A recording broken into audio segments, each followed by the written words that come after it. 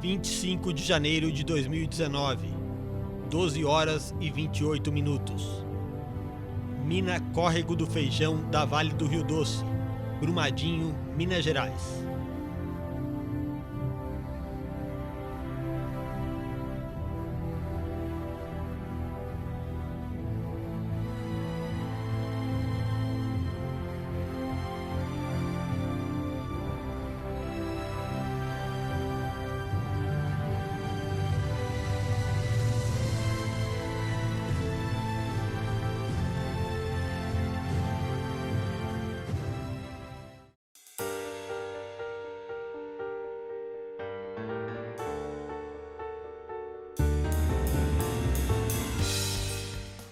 Há um ano, Minas Gerais foi palco e testemunha de uma das maiores tragédias registradas no país.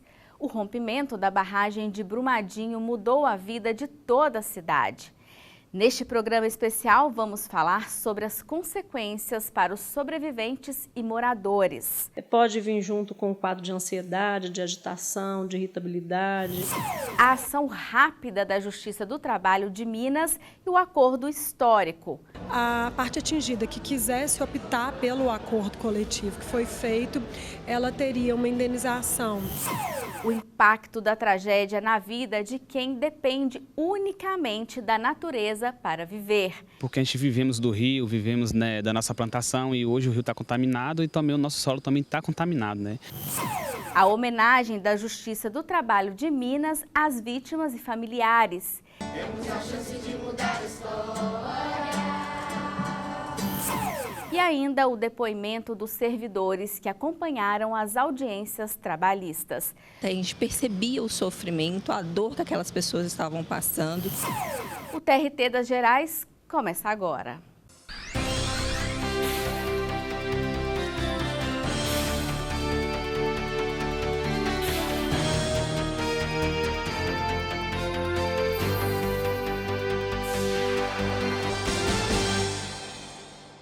A tragédia de Brumadinho, em Minas Gerais, completou um ano e deixou consequências terríveis nos moradores da cidade.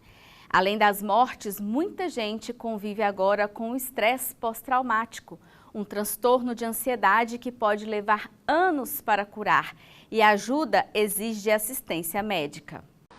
Quem tem um pé no interior sabe bem, a vida é mais leve, o ritmo é mais brando, as pessoas não têm tanta pressa.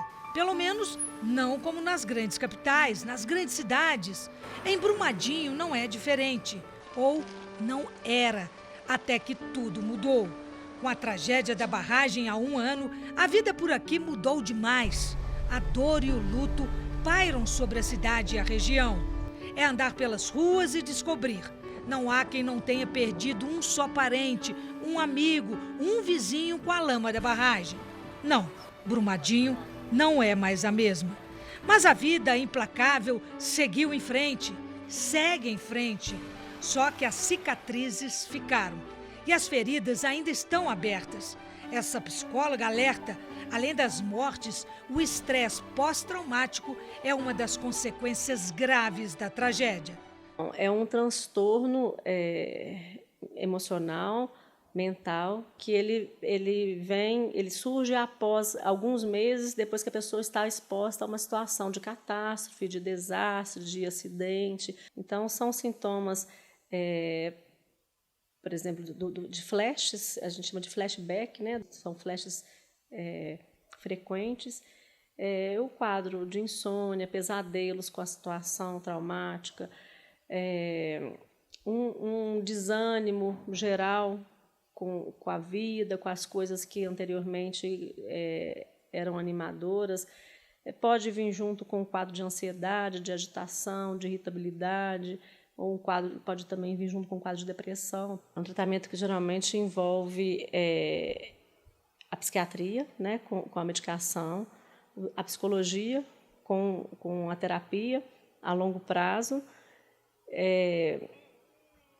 E assim, aqui em Brumadinho, nesse quadro, é um estresse pós-traumático que a gente entende assim, que ele é diferenciado um pouco dos demais, por ele estar sendo acionado constantemente pela dimensão dessa tragédia. As pessoas estarem encontrando dando de frente com esse impacto diariamente, vai ao supermercado, escuta uma notícia, algo sobre as indenizações, notícias sobre esse salário emergencial, corpos que ainda estão desaparecidos, então cada corpo que é encontrado aciona também esse quadro emocional.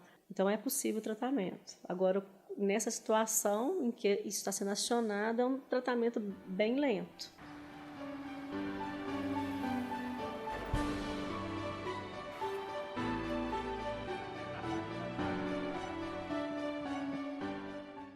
O Tribunal Regional do Trabalho de Minas Gerais fez uma homenagem às vítimas e aos familiares da tragédia de Brumadinho. Acompanhe. Passado um ano após o rompimento da barragem em Brumadinho, a atuação da Justiça do Trabalho e do Ministério Público do Trabalho foi tema de mesa redonda realizada pelo Programa Trabalho Seguro, pelo Comitê Gestor de Saúde e pela Escola Judicial da Justiça do Trabalho Mineira. 2 dias após o acidente, já havia sido determinado pela Justiça do Trabalho o bloqueio de R$800 milhões. Esse bloqueio foi novamente reiterado no dia 31 de janeiro de 2019. O acordo foi homologado em menos de 6 meses após a tragédia. Eu queria ressaltar também que nesse acordo não houve distinção entre cargo, salário, e nem mesmo se o empregado era próprio ou terceirizado. Foi uma preocupação primeira do Ministério Público de não fazer qualquer acordo sem antes ser autorizado pelas famílias diretamente interessadas. Então, reunimos em Brumadinho diversas vezes, fizemos audiências com os familiares. Afinal, foram 272 vidas ceifadas de uma forma muito cruel, né, que elas foram enterradas vivas e processadas. Então, nós não podemos permitir que isso caia no esquecimento e nós não podemos permitir que esse crime fique impune como Mariana. No evento, foi lançada a revista número 100 da Escola Judicial, que trata de acidentes coletivos do trabalho, com foco especial para o caso de Brumadinho. Todos têm que se conscientizar ou devem se conscientizar, especialmente as autoridades responsáveis por esses projetos industriais de grande porte, para que a realização desses projetos se faça da forma mais segura possível. O trabalho no resgate dos sobreviventes e na busca dos corpos foi mostrado por representante do Corpo de Bombeiros. A primeira grande dificuldade foi a extensão da área que a gente identificou logo nos primeiros dias e principalmente identificar quais eram os pontos principais para um resgate e aí identificar o volume e a quantidade de vítimas.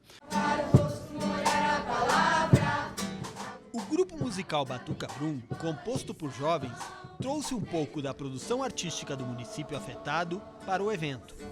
Temos a chance de mudar a história. O TRT também organizou uma exposição de fotos e bordados com os nomes das vítimas. Antes que seja tarde demais.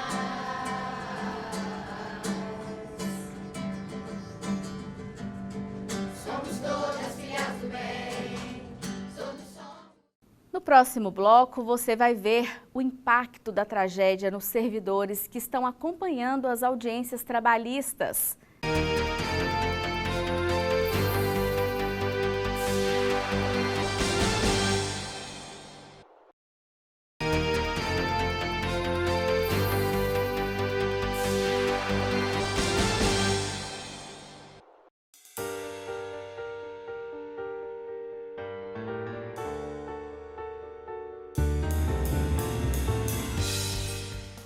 Estamos de volta com o TRT das Gerais.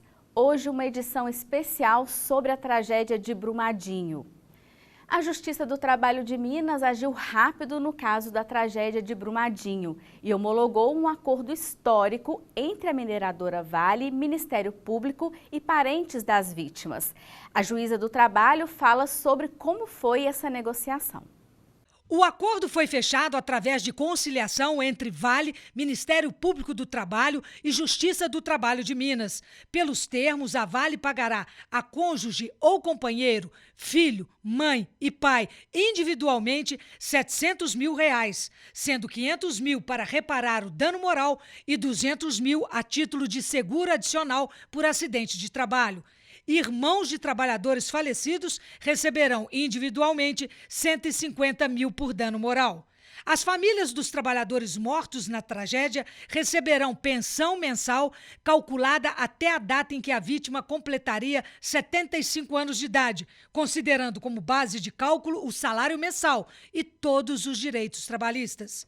O acordo fixa indenização mínima de R$ 800 mil, mesmo que a renda mensal acumulada do trabalhador falecido não alcance tal projeção. O acordo prevê também que a mineradora garantirá estabilidade no emprego por 3 anos, contados a partir do dia 25 de janeiro de 2019, a todos os trabalhadores próprios e terceirizados que estavam trabalhando na mina do Feijão no dia do rompimento da barragem. Outros pontos acordados foram pagamento de auxílio creche, auxílio educação e plano médico de empregados próprios e terceirizados e até que os filhos dependentes completem 25 anos. Para pais e mães de falecidos, o acordo contempla atendimento médico, psicológico, psiquiátrico, pós-traumático na rede credenciada até a respectiva alta médica. Eu acredito que nós cumprimos o nosso papel, que foi prestar uma prestação jurisdicional de boa qualidade em um tempo recorde. Menos de 6 meses depois da tragédia, a parte atingida que quisesse optar pelo acordo coletivo que foi feito, ela teria uma indenização em valores superiores à média da jurisprudência, em valor infinitamente superior ao teto que é estabelecido pela ordem jurídica vigente atualmente e que não tratou de forma desigual trabalhadores próprios ou terceirizados, considerou os mesmos valores independente do cargo do empregado, da função que ele exercia, do salário que ele recebia. Durante o ano passado, a Justiça do Trabalho fez várias homenagens às vítimas, aos familiares e aos moradores de Brumadinho. Confira as ações. O tema do calendário 2020 da Justiça do Trabalho de Minas foi Brumadinho, um olhar para o futuro. Durante meses, a equipe de comunicação da SECOM visitou a região para mostrar as riquezas do município, suas características. Para cada mês do calendário, um tema, uma palavra e um vídeo.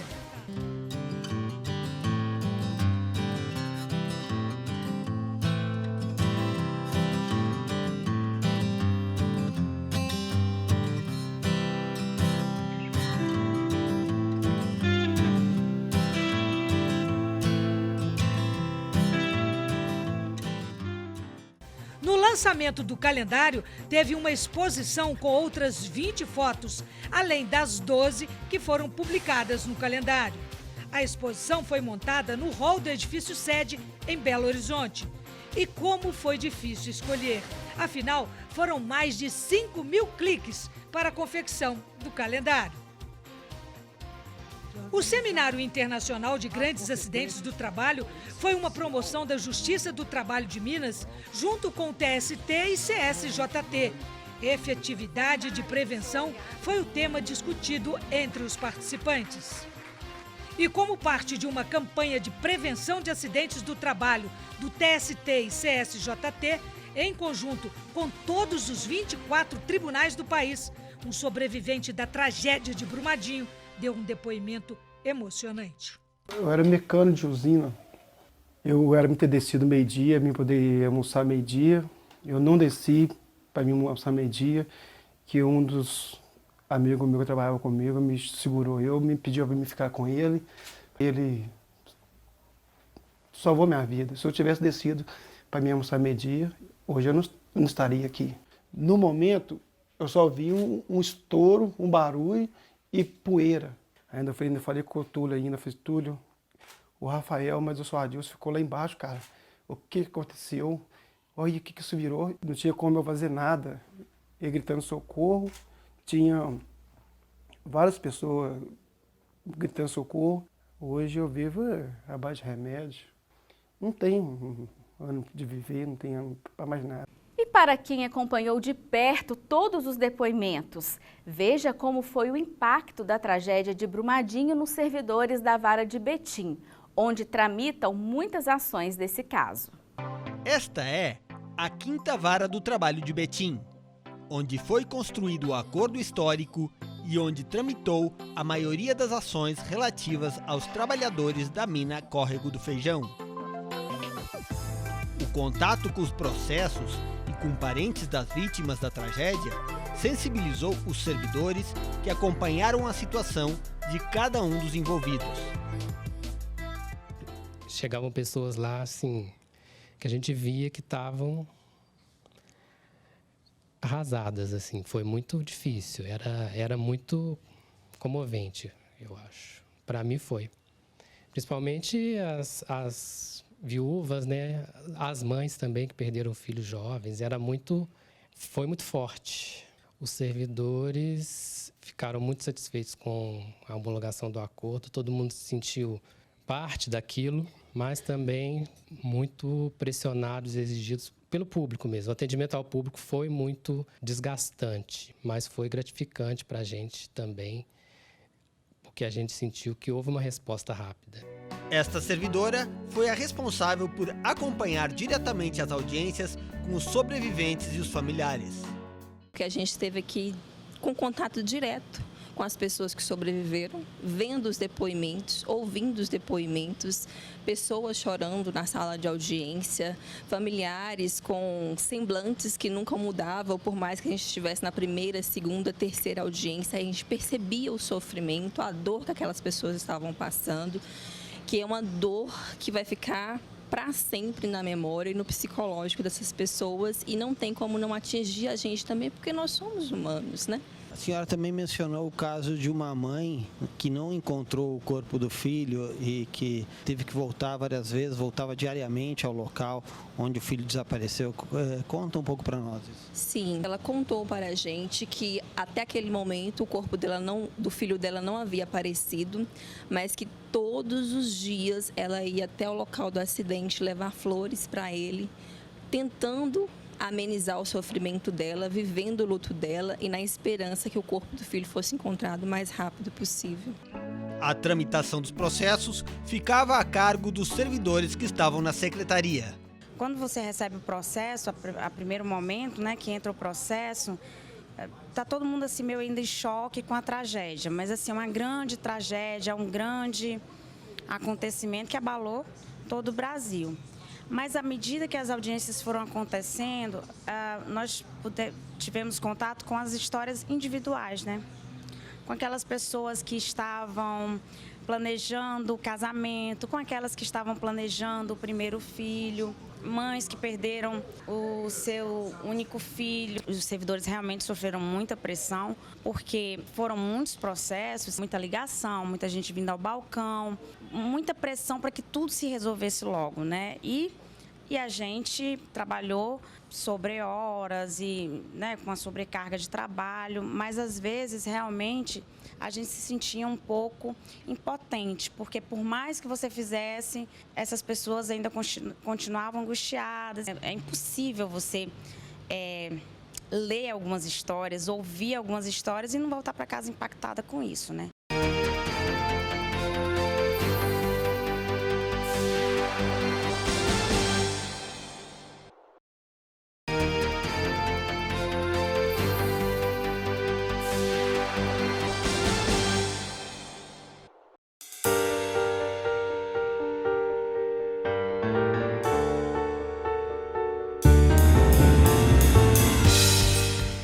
Este é o TRT das Gerais, programa produzido pela Secretaria de Comunicação da Justiça do Trabalho de Minas.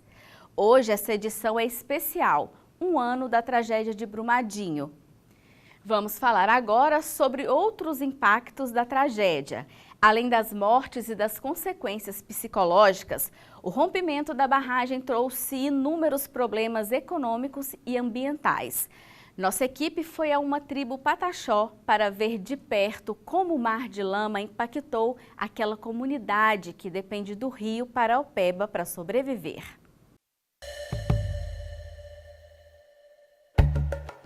Estamos a caminho de São Joaquim de Bicas, a 22 quilômetros de Brumadinho, o município que teve a barragem rompida em Minas Gerais e que também sofre com as fortes chuvas de janeiro que inundam Belo Horizonte. Nossa missão é chegar na aldeia dos índios Pataxó. A placa é o indicativo estamos entrando na reserva com a autorização prévia do cacique.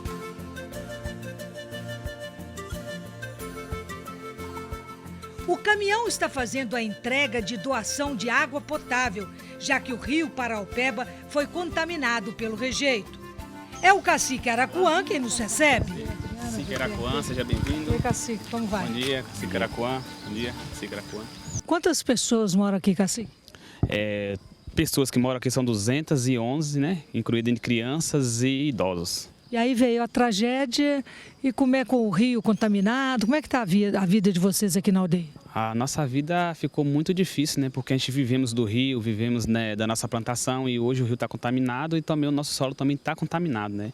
Aí, infelizmente, nós não podemos mais comer nosso mucuçu, que é o peixe, né? Não podemos mais fazer o ritual sagrado, né? Que perto do rio, que nem sempre fazemos, né? Não podemos mais tomar o banho. As nossas crianças também perderam o lazer delas de estar no rio ali dia a dia, né? Então, nossa rotina de vida mudou muito e foi um impacto muito grande para a nossa vida.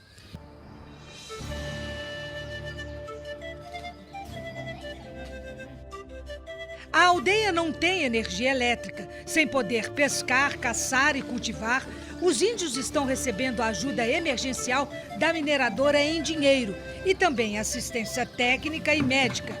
Mas os índios não estão satisfeitos. Eles dizem que querem voltar a viver da terra, da água, da natureza. Quando o senhor vê o rio ali, como é que o senhor se sente, pajé? Se sente muito triste. Muito triste porque todos os tipais que morrem fica difícil para todos nós. Muito difícil. Acaba a vida também? Acaba a vida, acabou a vida. Porque o tipai é vida, né?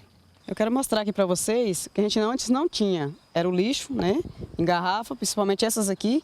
Porque com a barragem nós temos que estar consumindo água agora mineral e juntando esse lixo que nós não tinha, né? E agora está aqui sem ser recolhido.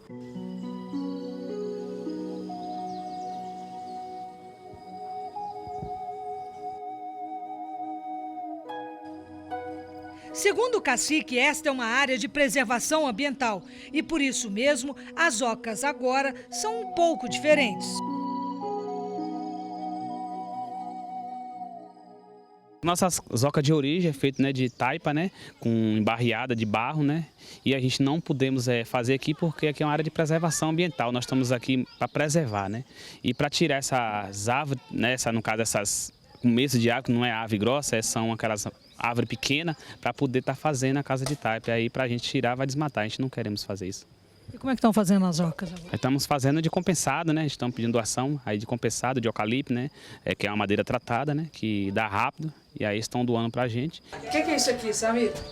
Isso aqui é uma asa de gavião. Asa de gavião? Olha. E pra que serve isso aqui? Não, isso aqui é porque eles achou lá morto lá na aldeia e foi lá e pegou. Ah, já estava morto, né? Já estava morto, porque não matava, sei, não. Eu sei, e aí vocês porque fizeram... tem que preservar, né? Claro, aí vocês fizeram esse adorno aqui, ficou bonito, hein? Deixa eu ver se você pode voar. Deixa eu ver. Pode não. Olha, deu aí? Ficou bonito, hein? Os índios pataxós vieram da Bahia apenas 1 ano e 2 meses antes da tragédia. No dia do rompimento da barragem, eles contam que não acreditaram quando viram a lama chegando. Aí, pronto, na hora que a gente soube a notícia, acabou. O pai foi, jogou água fria na gente, falou assim, nossa, e agora? Como é que vai ser? E a lama chegou aqui quando? Chegou no sábado pela manhã. Aí do sábado de manhã a gente foi diretamente pro rio para ver. Aí quando a gente olha, tá os peixinhos tudo pulando. Na flor da água. Já vem passando aquela coisa caudulenta? Isso, já veio acabando com tudo, né? A gente via capacete, árvore, coisa de casa, tudo passando. Agora os índios devem sair daqui. Eles estão aguardando um parecer técnico, uma decisão da Vale que estuda um novo local para reassentá-los. Tiaruiri, a Pataxós, eu tenho orgulho. Auiri. Auiri é o quê? Obrigado. Auiri. Terrestre significa chuva, né? E daqui a pouco ela cai. Então tá na hora de partir. Na hora de partir, porque quando começa a chover aqui, começa a cair árvore e fica muito perigoso. Eita, vambora. Valeu.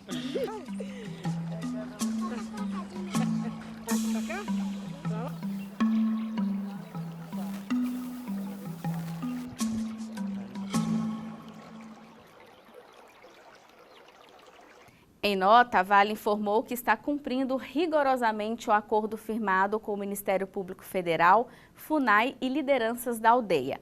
Está fazendo o pagamento do auxílio emergencial, fornecendo também água mineral e cesta básica às famílias.